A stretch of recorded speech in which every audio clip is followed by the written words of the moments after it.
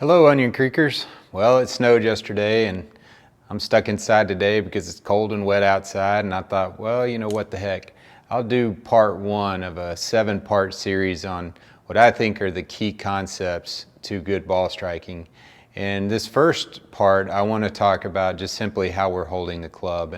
And to help me with this, I brought a formed grip that I use a lot in my instruction to give an example, particularly to a beginning golfer, but even an advanced golfer, what it feels like to grip the club correctly. So when you look closely at this, you'll notice that there's a couple of V's on the grip, and these V's represent where I should have them pointed relative to my body, and these V's are pointed towards my right shoulder.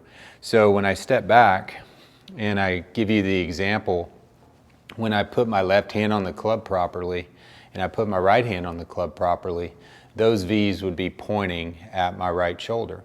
So that's kind of a nice reminder, but you might wonder, well, how do I form these V's? And I want people to know for sure that when I put my hand on the club, I'm gripping it with the pad of my left thumb, and then I've got it in the fingers of my left hand.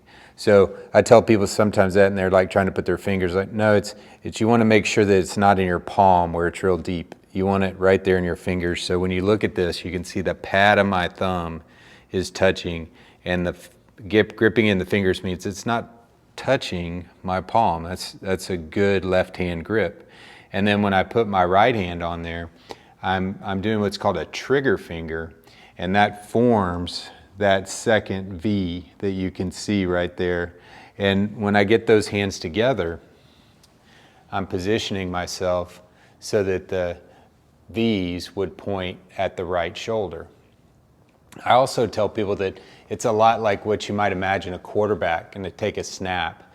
I would have my left hand up, my right hand down. That kind of gets me in this position that I feel when I grip the club correctly, because a good grip gets the club ready to fire this way in what we call a release.